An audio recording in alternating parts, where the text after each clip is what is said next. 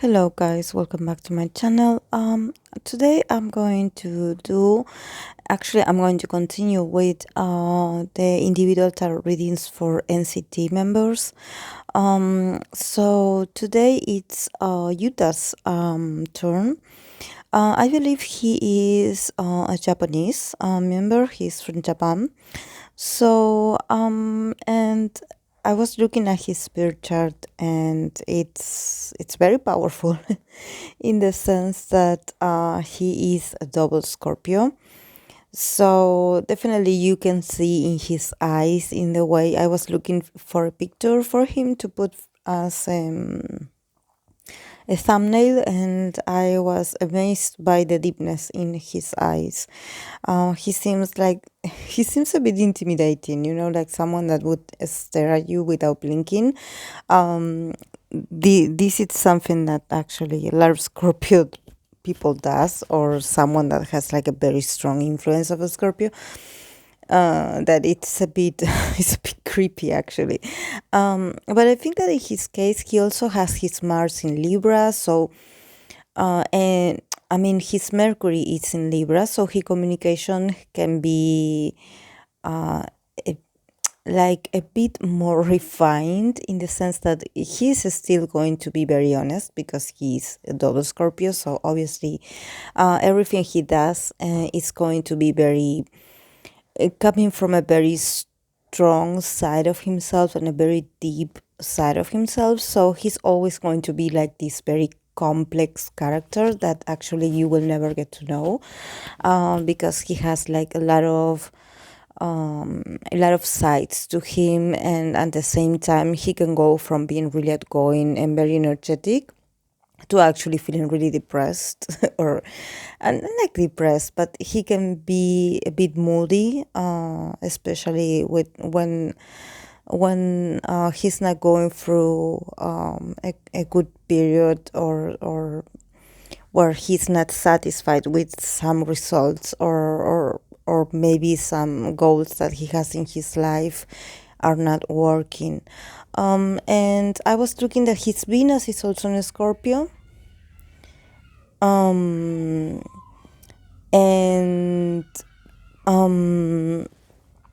his Mars is in Sagittarius, so I was relieved to see that actually his Mars is not in Scorpio as well, because that would be like he would have then a stellium in Scorpio, so that would be much more intimidating.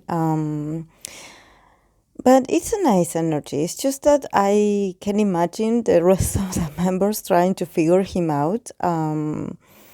And it must be interesting. And what I was saying with his Mars in Sagittarius is that probably this Mars gives him this attitude, or this way of acting, actually very free spirit, and that he can be very goofy and funny at the same time, because when you have a lot of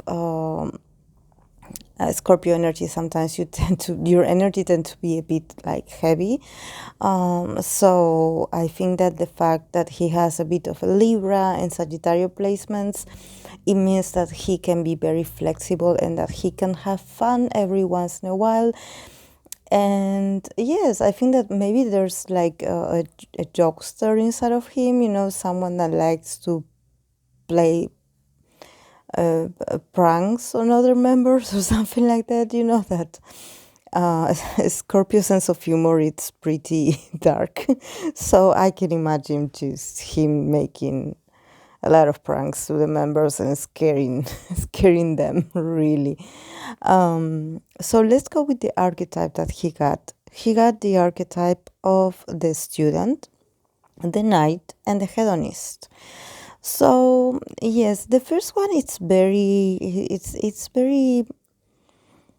nice, in the sense that I always talk about the archetype of the student, in this sense that it means that there's a bit of humility inside of you, that you are very humble, in the sense that you probably are someone that are in constant learning process, and that you probably had studied a lot, or had done a lot of courses, and had done like a lot of training probably, and that you know a lot about various things or subjects, but at the same time that you don't consider yourself an expert, that you have this ability to actually be like starting from zero, starting from scratch. Whenever you go into this student mode, you go with zero expectations, you go with zero,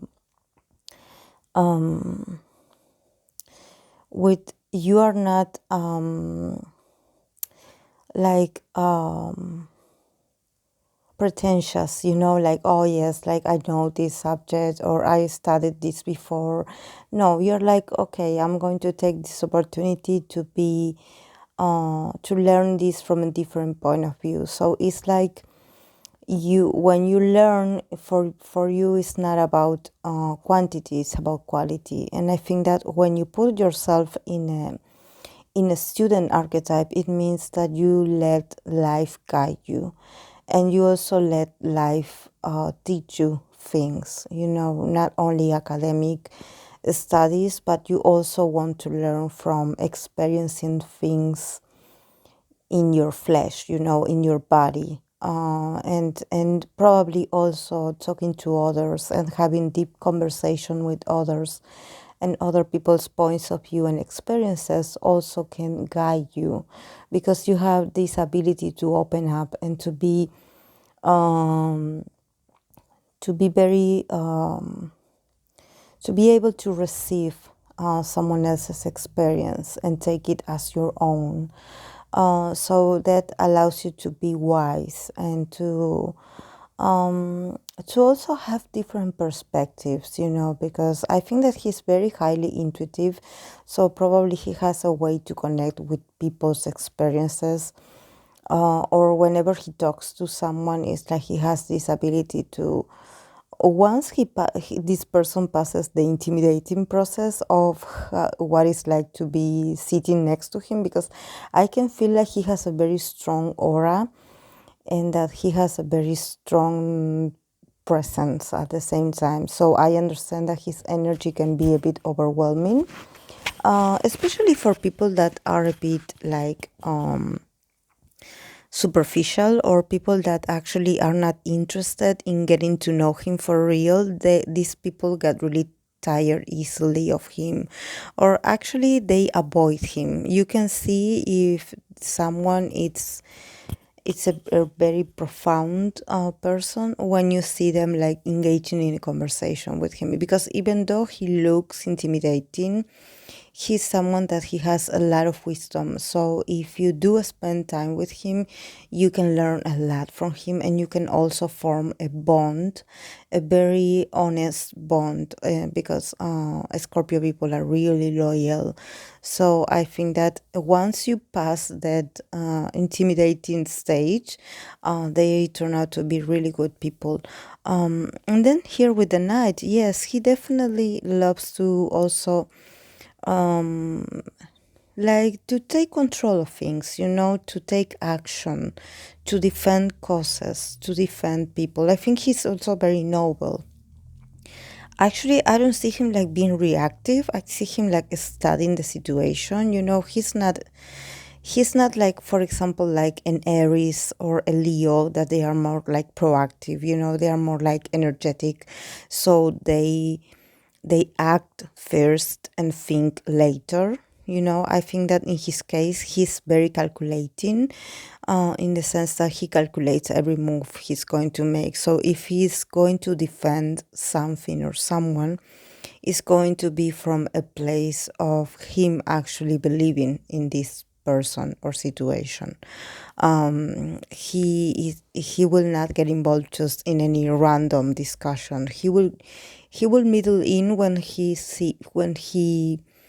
in when he is connecting with his intuition, and when he's like, oh yes, this is my moment.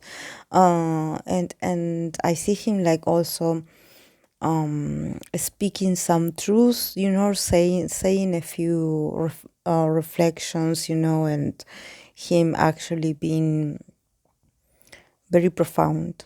When he talks about his convictions. And then the hedonist, yeah, the hedonist, it's like a lighter kind of energy. The archetype of the hedonist, it's the fact that he definitely loves to live a very comfortable life. So if he is working really hard, like I believe he is with the rest of the group, definitely the advantages of living a comfortable life, it's something that is one of the main reasons why he does what he does. He wants to live a good life. He wants to be abundant. He wants to be prosperous. He wants to be able to enjoy being surrounded by beautiful things, living in a comfortable environment where he can enjoy a good meal, where he can travel, meet different people, meet being able to celebrate, being able to enjoy himself and not worrying about not having money, for example. No, I think that there's a part of him that also he loves luxury, but not not in the aspect of loving expensive stuff. It's just that for him, luxury is feeling comfortable in your present situation and being like, oh yes, today I'm enjoying like this amazing dinner with people that I love, and that if I want to make a very important present for people that I love, or for my parents, for my family, I don't know, my acquaintances, my friends, I can do it. I can give myself permission to share a very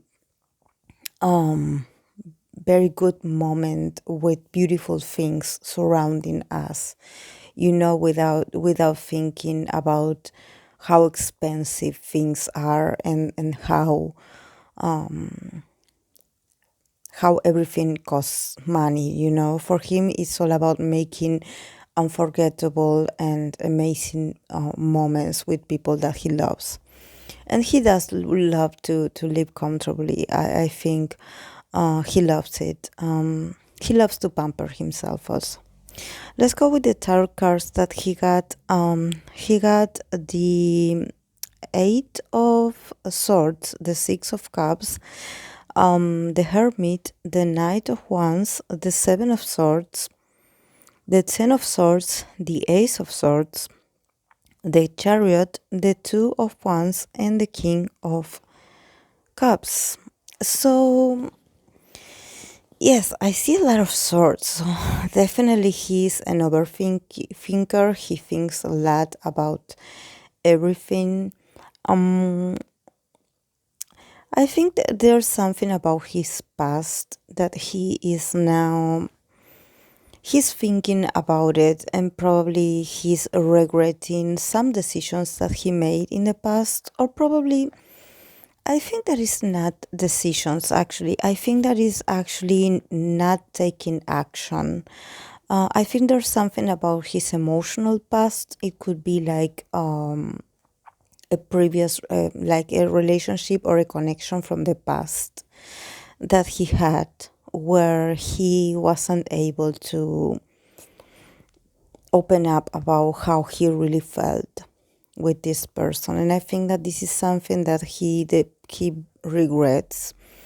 It's something that he feels like it's almost like a tendency of him. He does this whenever he starts feeling really intensely for someone. He just shuts down, he just like goes back to his inner world, and he becomes really shy and really reserved. And he feels really like angry with himself. He gets really annoyed with himself because he cannot believe how he is always missing opportunities. And I think that there's something about him that he doesn't want to look like a coward, because actually he does have an energy, he does have it. But at the same time, I think that this not taking action actually to tell someone how you feel. I think that in his case, it was more like a way to an escapism, a way to avoid responsibility, like an emotional responsibility. It's not that he didn't care for this person, it's just that he wasn't ready.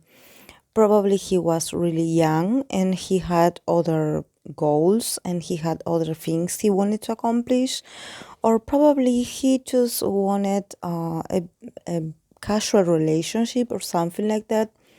And that's why he decided to actually escape. Like, probably this is why he feels guilty, because somehow it's like he disappeared or he ghosted this person.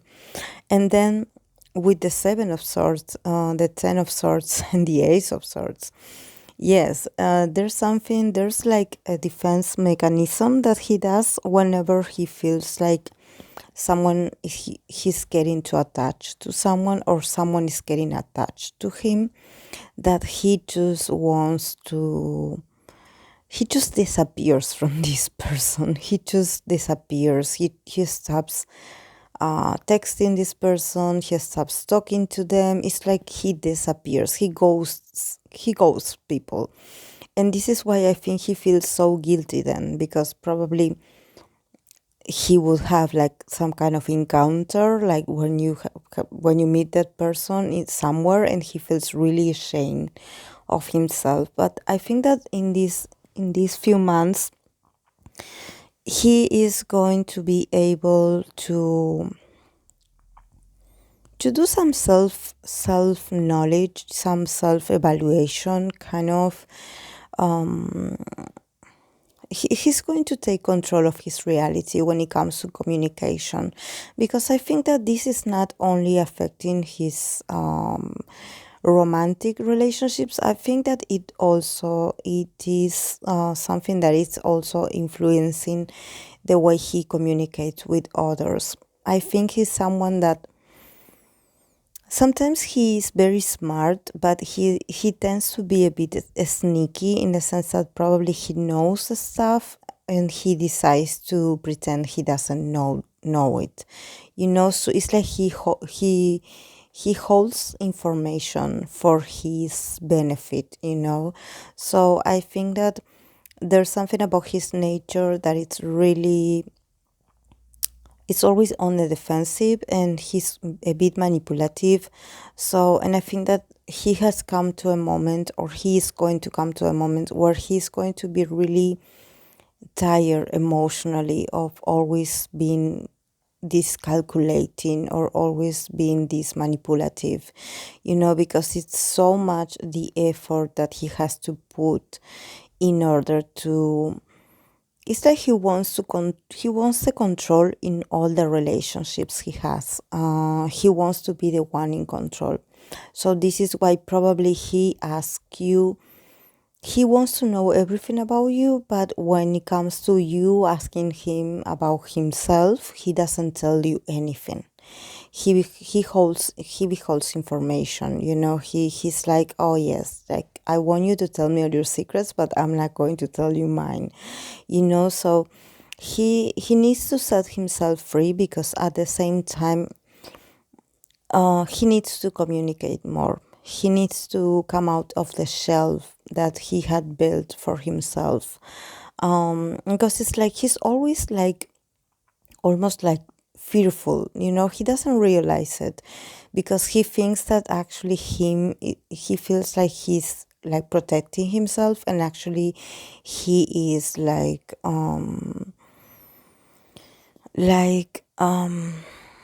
being paranoid. And I think that definitely there are some important conversations that he will have to have, or he will have to face. So I think he needs to be present. And I see him doing this. I see him going through this period of healing, actually, here with the Chariot and the Two of Wands and this Queen of Cups. I think that this King of Cups is his ultimate goal before this year ends, to become more, to become more bold and more like confident about how he feels, because I think that somehow he fears his own emotions. He's so intense and he is so impulsive at the same time. He has such a strong nature inside of him that sometimes he thinks that it's better for him not to show him his true nature because he doesn't want to scare people with with his intensity. But if it just is able to communicate and it's able to talk about what he thinks or what he will be also able to not bottle things up inside of himself, because I think that this is what happens with him. Probably also he hides how he really feels about certain situations because he doesn't want to look vulnerable and he doesn't want to give the power to others, you know. But I think that this turns him into a very paranoid person, and I think that he needs to be more flexible. I think that he is holding on very tight to probably heartbreaks of the past, or probably things that happened in the past where he got really hurt. So it's like he has this very vivid memory of times where he was vulnerable and people took advantage of him. So he doesn't let go of that impression. And at the same time, this attitude, it's preventing him from actually building good connections and building healthy connections. You know, I think that he's definitely in the look. He's looking to. He wants to be loved. I think that I see him like he is very successful in a lot of aspects of his life. So I don't see him lacking actually when it comes to his profession or his personal goals. I think he's doing great when it comes to this. I think that he is in a place where he he had put all the effort, he had put all the, and he will still be putting all the effort and all the work and all the intention with the group. But I think that there's something very important, a very important lesson for him to learn in this next 6 months, that it's about listening more to his intuition and also connecting more with his emotions. Him being able to see himself as this very like emotional person, you know, that it's okay to feel the way he does. It's just that he doesn't need to be like a conspiracy maniac, you know. He just needs to let go of the of control, because it's very tiring actually for him to always trying to be like faster than others, or his reactions to be everything like very detailed and calculated, you know. It's like he lacks, it looks like he lacks authenticity, you know, because he's not being flexible, he's not being himself, he is protecting himself. He's like shielding himself from a possible heartbreak or disappointment, and actually he's like missing a lot of opportunities that could be there for him just because he's scared of intimacy. And at the same time, I think he really wants intimacy with people. I think he definitely is someone that, him being a double Scorpio, he definitely, his whole body, his whole self nourished from having this very strong and almost symbiotic kind of connections with people he loves. So probably he, whenever he starts feeling like he's too close to someone, he feels scared because he fears abandonment. But I don't think this is going to happen. He just needs to work on this. He needs to work on his emotions. He needs to be able to also be more gentle with words, you know, to communicate, but also be gentle with your words. Don't be mindful about how you communicate, and what you say. And if you feel like you're lacking in that sense, okay, then show it with actions, but always be emotional, but at the same time don't be like a control freak, because the emotions he feels are very valid and they need to flow. There's no need for this to be chaotic. He needs to flow with his emotions. He needs to relax. He needs to let the guard down a bit. So this is all I have, guys, for Yuta. So if you are a fan of him, I would love to hear from you, to hear your feedback, because I do not know much about them. I'm just learning about the members and the different NCT units. I know that there are a lot, so I'm just getting started and getting like close to their energy. So I would appreciate your feedback. And of course, if you like the video, please don't forget to like and subscribe if you haven't. So thank you so much for being here, guys. Bye.